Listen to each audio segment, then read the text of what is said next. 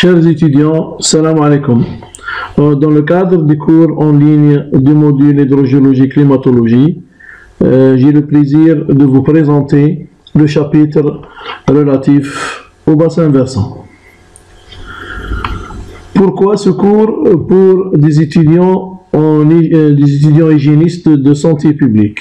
Eh bien, parce que vous serez appelés à intervenir dans le futur, une fois dans vos postes de travail, à intervenir en cas de pollution hydrique, par exemple. Donc, il serait important que vous ayez des notions fondamentales ou bien de base des mécanismes d'écoulement de ces eaux dans la nature. Le bassin versant représente en principe l'unité géographique sur laquelle se base l'analyse du cycle hydrologique. Le cycle hydrologique qu'on a déjà vu dans le cours précédent. Et ses effets. Plus précisément, le bassin versant qui peut être considéré comme un système et une surface élémentaire hydrologiquement close. Nous allons voir tout à l'heure par les schémas. C'est-à-dire qu'aucun écoulement ne pénètre de l'extérieur et que tous les excédents de précipitation s'évaporent ou s'écoulent par une seule section, c'est l'exutoire. Donc là, nous avons un schéma d'un bassin versant. Donc là, les lignes de crête représentent la limite du bassin versant. Et donc, tout ce système est indépendant dans une certaine limite par rapport au bassin versant limitrophe.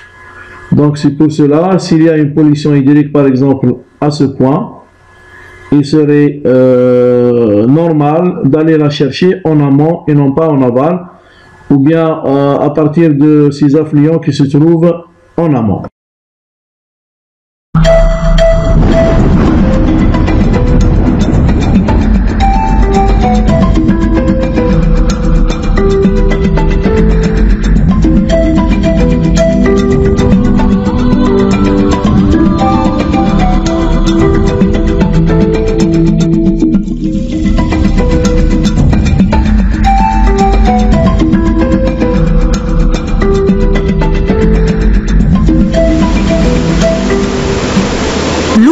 Dans une rivière n'est pas seulement celle qui provient des sources et de ses affluents. Elle est aussi constituée d'eau de pluie, infiltrée à travers le sol ou ruisselant sur le sol, d'eau souterraine, d'eau de glacier. L'ensemble des terres situées en amont, ainsi drainées vers un point de convergence, constitue alors le bassin versant. Mais sa définition reste toujours relative à un point donné. En effet, l'eau qui arrive à ce point donné est chargée de toute l'histoire des affluents et des versants ou pentes rencontrés sur sa route avant d'atteindre ce point. Donc, plus on descend vers l'embouchure du fleuve et plus le bassin versant grandit.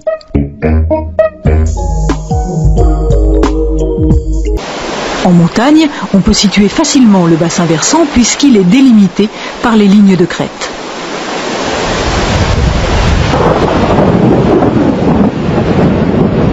L'évolution des eaux pluviales influence sensiblement le fonctionnement du bassin versant. Nous avons affaire à une eau qui bouge.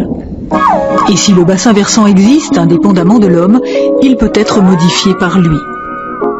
La délimitation d'un bassin versant correspond en général à la ligne des crêtes qui entourent le bassin versant.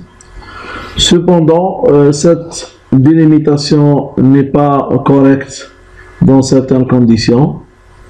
Par exemple, ces deux schémas représentent une coupe dans un bassin versant. Maintenant, si vous remarquez, on a le bassin versant hydrologique et le bassin versant hydrogéologique. Tout dépend maintenant de la fondation de ce bassin. Est-ce qu'elle est perméable ou imperméable? Maintenant, si elle est imperméable et donc composée d'argile ou de marne, le problème ne se pose pas. Les lignes de crête correspondent automatiquement à la limite du bassin. Maintenant, si cette fondation est perméable par endroit, les limites se décalent et on a affaire à un bassin versant hydrogéologique. Par exemple, les précipitations qui tombent normalement dans ce bassin se trouve ruisseler ou bien s'écouler vers l'autre bassin par l'intermédiaire de ces formations perméables. Dans ce cas, c'est les calcaires fissurés. De même pour ce cas. Donc, ces eaux qui tombent dans le bassin adjacent vont aboutir dans notre bassin, et les eaux qui tombent dans notre bassin vont s'infiltrer vers le bassin adjacent. Depuis la nuit des temps, l'homme vit avec l'eau. Il a commencé par la boire, puis il a découvert la pêche et plus tard la navigation. Lorsque l'homme a commencé à cultiver la terre, il s'est servi de l'eau pour irriguer ses cultures. Mais très rapidement aussi, l'homme a cherché à se protéger de l'eau, des inondations provoquées par les crues des fleuves, des rivières et des torrents. Il a construit des ouvrages de régulation, barrages, canaux, digues. Il a aussi travaillé à l'assèchement des zones humides. Au fil de l'histoire, l'homme a donc appris à gérer l'eau et à gagner de l'espace. Mais en installant ses cultures, ses maisons et ses aménagements sur des terrains appartenant forcément à un bassin versant, l'homme a modifié le régime d'écoulement des eaux et donc le fonctionnement des bassins versants.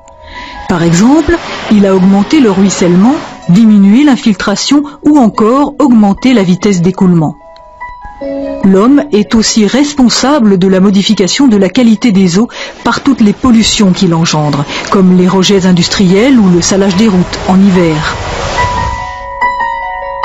L'agriculture évacue une quantité importante de nitrates et l'homme produit aussi lui-même des déchets. Il faut être conscient que toute pollution, continue ou occasionnelle, de l'environnement finit par altérer la qualité des eaux d'un bassin versant. Transportée par l'eau, la pollution va dans les cours d'eau. Transportée par l'air, on la retrouve dans les précipitations. Il serait faux de croire les ressources d'eau infinies. D'ailleurs, lorsque la qualité fait défaut, la quantité diminue également puisque cette eau n'est plus consommable. Heureusement, l'homme a de plus en plus conscience qu'il doit préserver cette richesse naturelle que représente l'eau. À travers la recherche, il s'attache à mieux comprendre la vie de l'eau, le fonctionnement du bassin versant dans son ensemble et sa diversité. En zone agricole, en effet, le fonctionnement d'un bassin versant sera différent de celui d'un bassin versant situé en zone forestière, urbaine, de moyenne montagne ou de haute montagne. Une action de l'homme au niveau d'un bassin versant entraîne souvent des répercussions plus bas, en aval. En matière de gestion de l'eau, on n'a rien sans rien. Utile pour protéger ici, une digue peut hélas provoquer des inondations ailleurs. Des bassins versants de recherche ont été spécialement choisis pour être observés et étudiés dans le temps pour mieux appréhender et comprendre leur évolution. Il s'agit en effet pour les chercheurs de comprendre la circulation de l'eau, l'histoire de la rivière.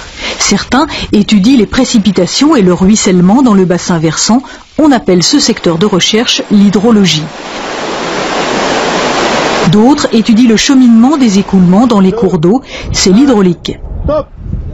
D'autres encore s'intéressent à la formation des crues, à l'érosion, au transport solide, aux interactions de l'eau avec la végétation et au rôle de la forêt dans la vie de l'eau.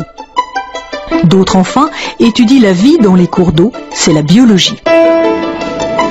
Autant de recherches spécifiques et dispersées qu'il faut aujourd'hui regrouper pour que les services de l'État, gestionnaires de l'eau, puissent prendre des décisions à partir d'une vision globale.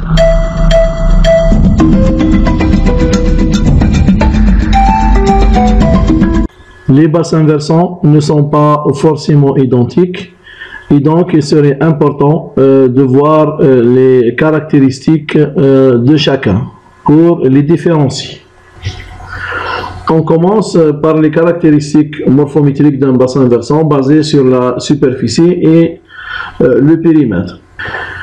Une fois le bassin versant délimité sur la carte topographique, nous pouvons déterminer sa superficie et son périmètre. Concernant la superficie, deux approches sont acceptables. Utiliser l'appareil qui est le planimètre, qu'il faut passer sur le contour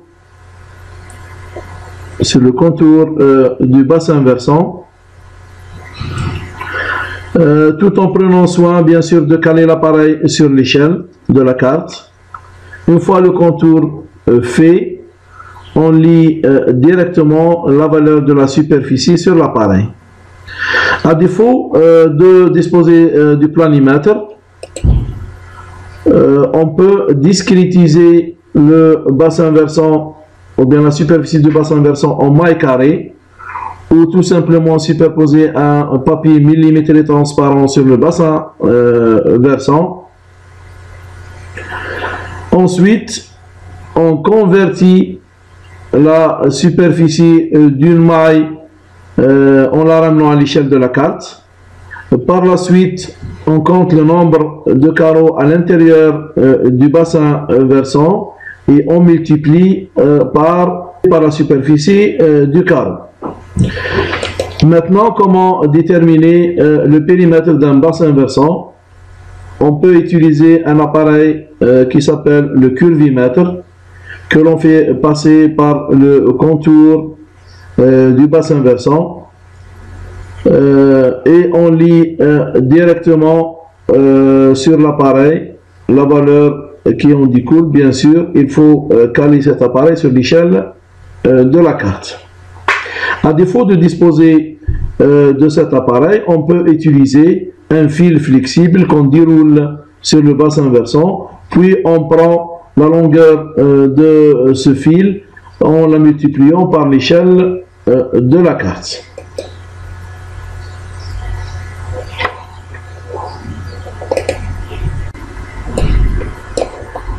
Par ailleurs, il existe plusieurs indices qui caractérisent la forme d'un bassin versant.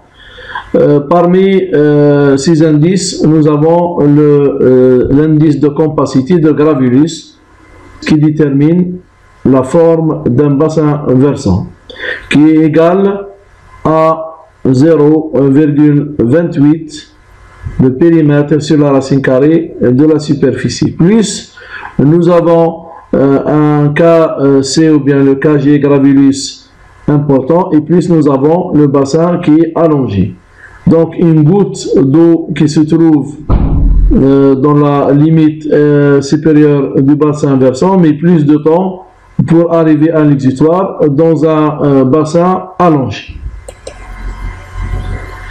Un KC ou bien un KG qui est égal à 1 indique un bassin versant de forme carrée. Autre caractéristique du bassin versant est celle de la courbe hypsométrique qui caractérise le relief. Elle est tracée à partir du pourcentage de surface en fonction des altitudes. Sur cette courbe, on peut caractériser quelques altitudes, l'altitude médiane par exemple, qui correspond à 50%.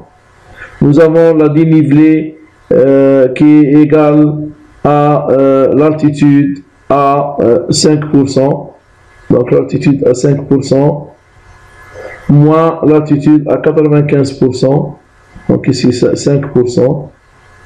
La différence entre ces deux valeurs correspond à la dénivelée du bassin versant. Puis on peut déterminer l'altitude moyenne HM qui correspond à la somme des HI, les altitudes médianes, fois SI, les surfaces intermédiaires sur la surface totale. Sur un bassin versant, il est possible de déterminer l'ordre du cours d'eau. Ainsi, plusieurs méthodes sont utilisées. Tout cours d'eau sans affluent est considéré d'ordre 1. Au confluent de deux cours d'eau d'ordre 1, la résultante est d'ordre 1 plus 1, donc c'est 2. Tout cours d'eau qui reçoit un affluent d'ordre inférieur garde son ordre, donc 3 avec 1, donc ça donne 3. Voilà. À partir de cette approche, on obtient ce cours d'eau est d'ordre 4.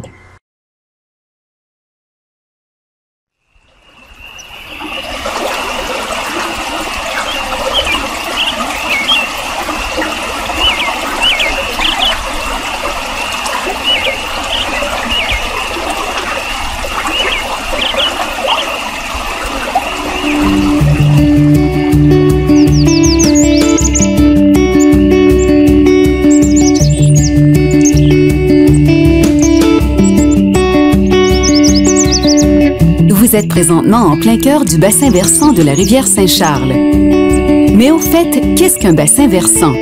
Un bassin versant est un territoire où l'ensemble de l'eau de surface et du ruissellement pluvial s'écoule comme dans un entonnoir, par gravité, vers un même point.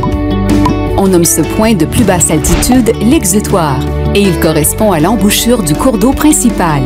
Un bassin versant est toujours délimité par une frontière naturelle, la ligne de partage des eaux, qui consiste en une suite de points qui forment une crête suivant l'altitude et le relief du terrain. Puisque tous les cours d'eau se jettent dans un cours d'eau de plus grande importance, un bassin versant est composé de sous-bassins imbriqués comme des poupées russes. Par exemple, le bassin versant du lac Beauport fait partie du bassin versant de la rivière Saint-Charles, qui se trouve dans le bassin versant du Saint-Laurent et des Grands Lacs, lui-même inclus dans le bassin versant de l'océan Atlantique.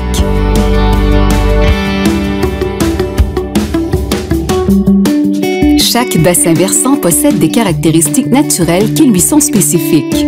Lorsque des problèmes liés à la quantité et à la qualité de l'eau surviennent, cela peut non seulement avoir des répercussions sur la faune et la flore, mais aussi sur l'économie, la santé et le bien-être des populations humaines.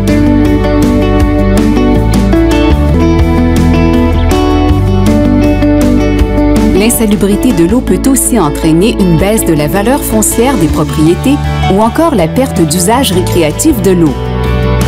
Or, comme le territoire des bassins versants n'est pas soumis aux limites politiques ou administratives, les problématiques de quantité et de qualité de l'eau ont le potentiel d'affecter tous les usagers de la ressource à l'échelle du bassin versant. La gestion de l'eau par bassin versant représente donc une approche qui permet de réunir tous les usagers de l'eau autour des problématiques afin d'élaborer des actions planifiées, concertées et prises de façon consensuelle et dans l'intérêt général.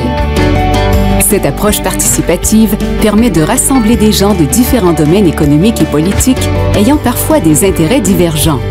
Alors, où que vous soyez, vous êtes dans un bassin versant. En prendre conscience permet d'harmoniser son attitude et ses actions dans une optique de préservation de la ressource eau.